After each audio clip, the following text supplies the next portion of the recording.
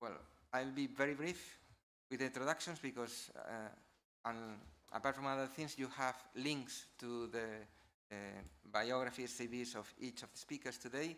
This part of the talk or of the conference has to do with teaching, lecturing, and in the CV that we have of Dominik Lukes, whom we say thank you for participating in this conference, even though it is this way. We would have liked to have him here live, but well, live he is, even though he is a bit distant in the UK.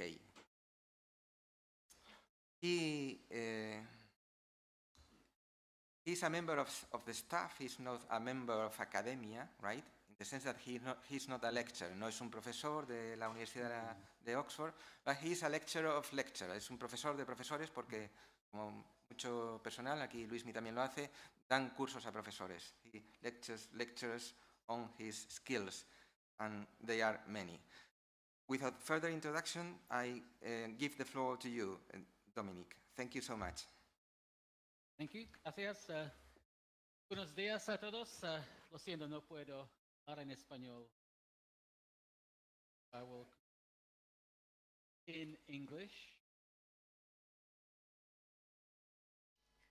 So I wanted to see if we can talk a little bit about some of the benefits of video,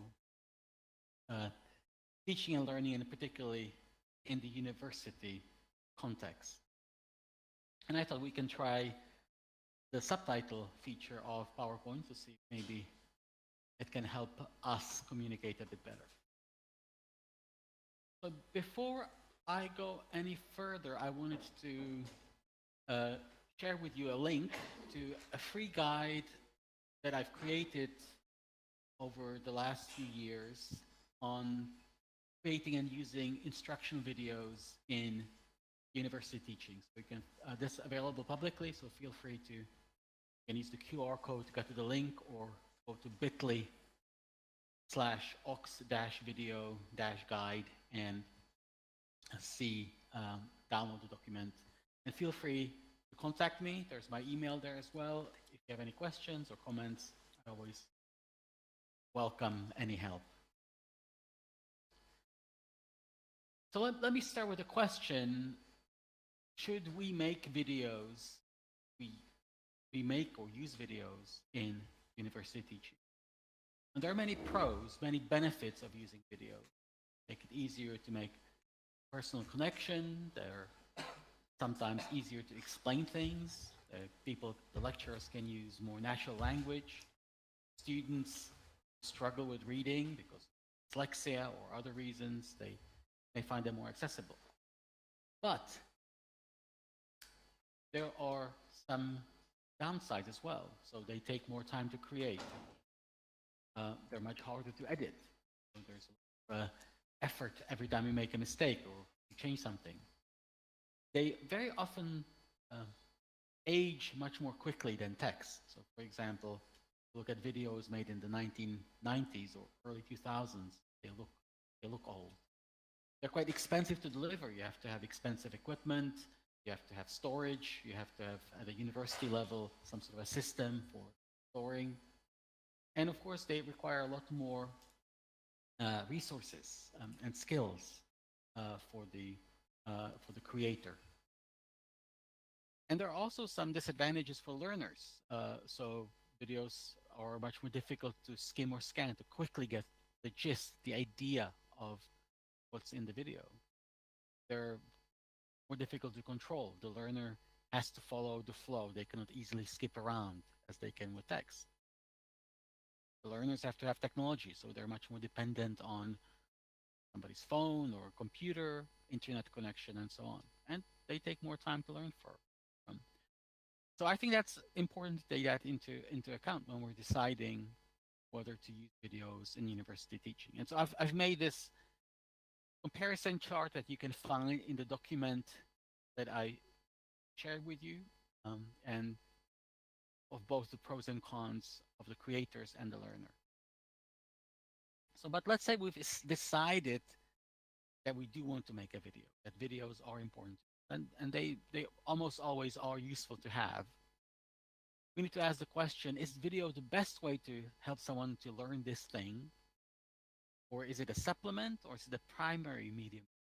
And that will impact the decisions we're making. And when we're making the videos, I suggested that we need to pay attention to the 6 things the video can do for you, 6 tasks of instructional video. That's the framework that I've created. And the first one is attention, which means, can we use the video to direct the learner's attention to what is important to do, what is important to focus on? Also, distraction. Can we create the video in such a way that the learner is focusing on what they're learning rather than being distracted by other things? Conceptualization. Are we using the video to support somebody's learning, creating new concepts, ideas to maximize their learning? And connection, which is, can the learner establish a personal connection with the content, with lecture, with the person presenting? But we also need to pay attention to navigation. How easy is it to get around the content? How much control does the learner have over what they're learning? That's an important part of learning. In a way, this is a more practical name for metacognition. We all talk about the importance of metacognition in learning, and navigation is the one way that people often express their metacognitive preferences. And finally, we need to think about the situation. We have to balance the different choices that we have to make when we're creating videos based on what the context is for the learner. Are they beginners? Are they advanced learners? Is it a part of their course, or is it just something, a supplementary reading, and so on? Now, we can use this framework to answer many questions about videos, and I wanted to, in the next 10 minutes, to quickly touch on 5 questions that I think are important to people who are in leadership roles in universities when they're deciding how much resources and how much to invest in video production. So the 5 questions are: how much return do you get on the production value? Do you need to invest in expensive production tools? Do you need to make short videos, long videos? That's kind of a sub question. Make animations. Should you invest in animation technology? And also, what sort of experience, what sort of approaches do students take when they're watching the video? Let me first ask the question of how highly produced should your video be? How expensive do they need to look, you could say even.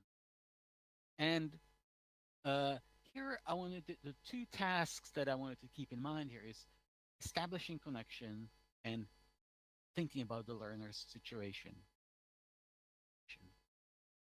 So, for example, here is a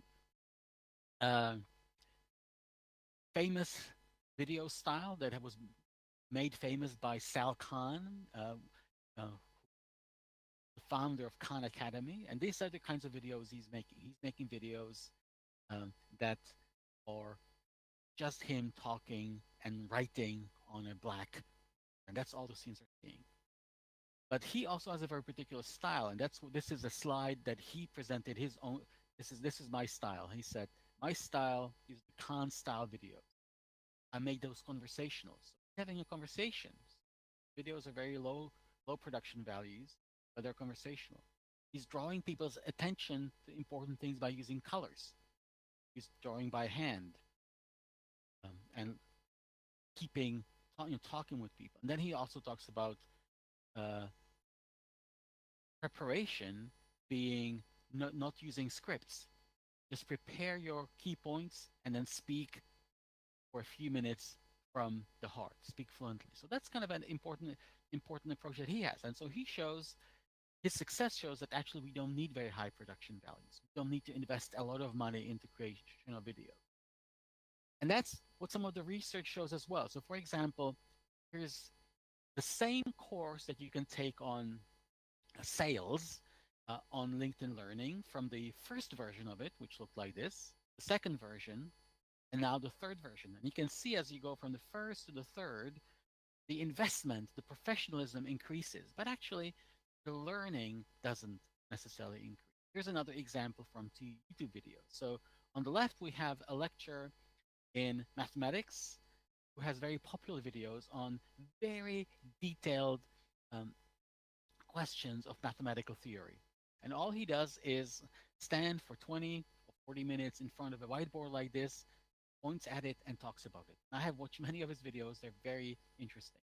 On the right-hand side, we have a video from two famous economists at Wisconsin-Madison who made something called Marginal University, and they make videos introducing economics. And you can see that this is much more highly produced, modern, expensive videos full of popping things, distractions, as you might even say. And if you look at these two videos, you will notice that they have about the same number of views.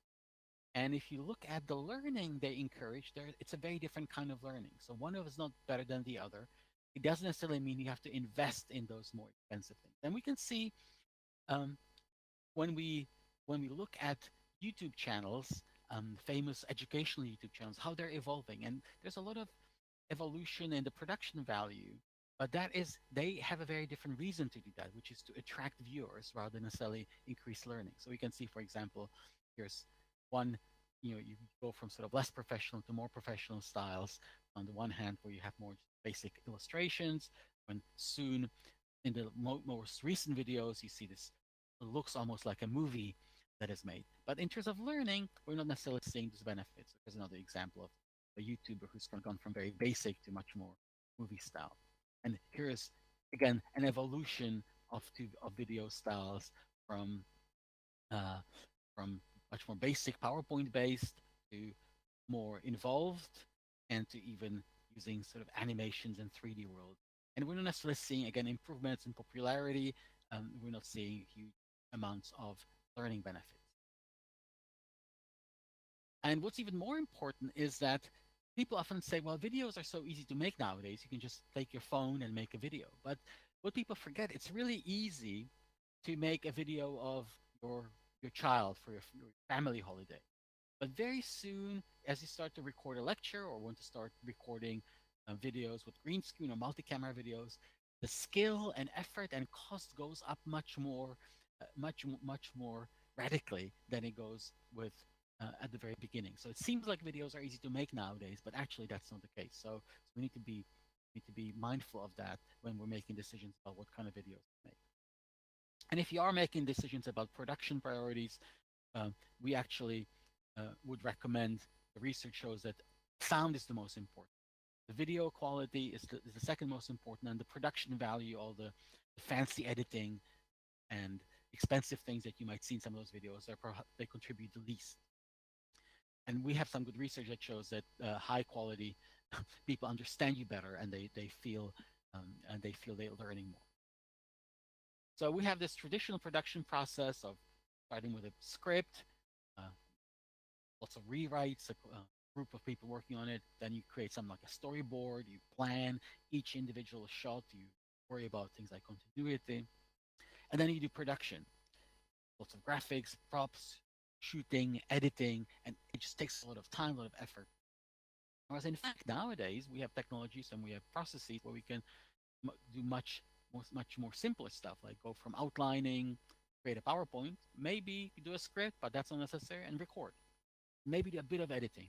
You can make very powerful educational videos just with that. And people often ask me, if I make a 10-minute video, how can I made a small mistake, can I edit it? And my answer is that it's often longer to edit or more expensive to edit a 10-minute video than recording it twice using simpler methods.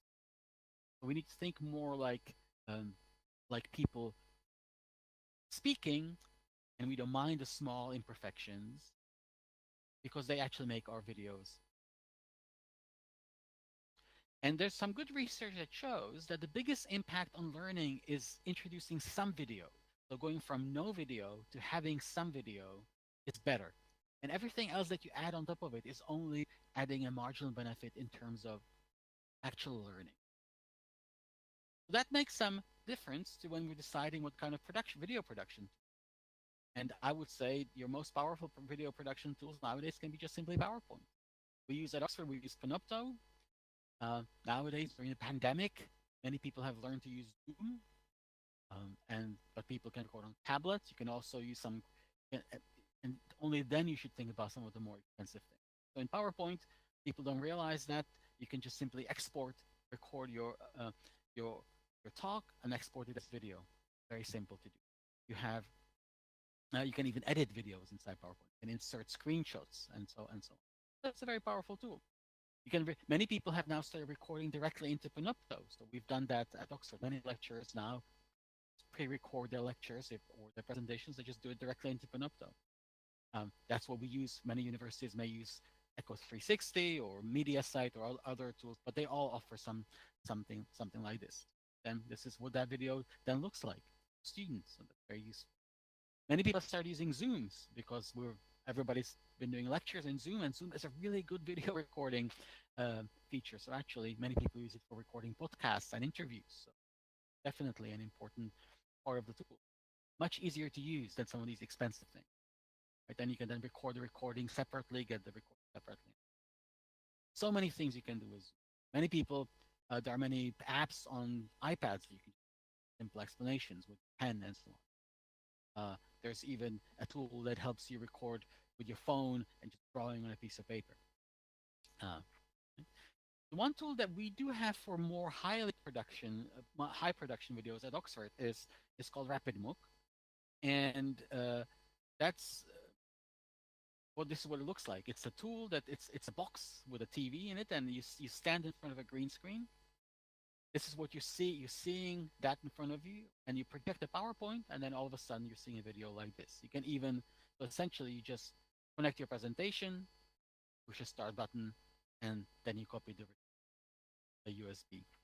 And this, you can even have a video like that, talking with your iPad as your background. So anything that you project screen, you can have as a background. Because if you go to Oxford RapidMook, you can go and see what that looks like. So I'm seeing that note. Maybe I should. Let me just check what that I should maybe be getting close to a finish. So let me just finish.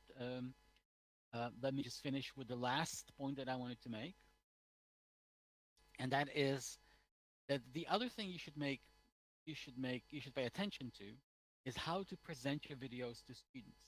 And that's just as important as the production tools, as the creations. How do students view videos? And think about how you're supporting conceptualization, navigation, and what the situation is of the student. So the key thing that I want people to think about is what makes videos different from text.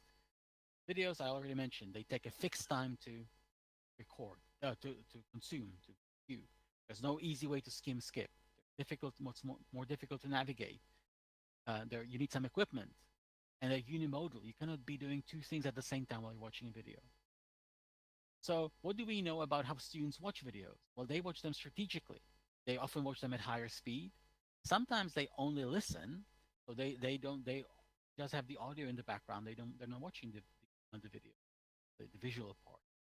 And sometimes they only watch the video and have the subtitles on. So subtitles can be very important.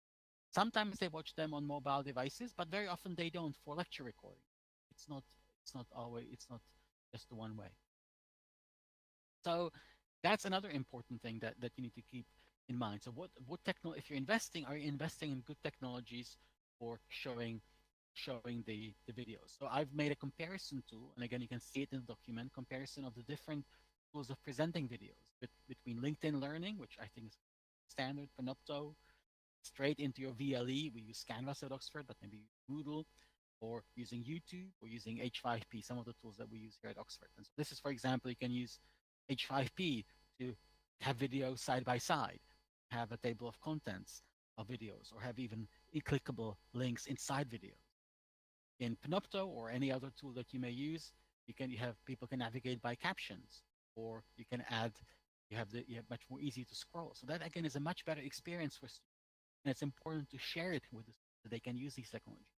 You can insert quizzes to help students better reflect on their learning. Create playlists to make it easier to navigate. So those are all important features of these tools that we need to take advantage of to make sure that students get the most out of the learning opportunities they have. Right. So here's a little comparison of some tools that that take advantage of these. And so the final thing I always say, make sure that people talk with the students. It's part of the students' preparation to think about how they can watch videos and recommend how they can best learn from the technology, but also from the medium. So thank you very much. The final word is to remember a video is better than no video when you're making the decisions, and do feel free to download the video guide and let me know if you have any questions or comments, and I would be happy to get any suggestions as well. Thank you very much.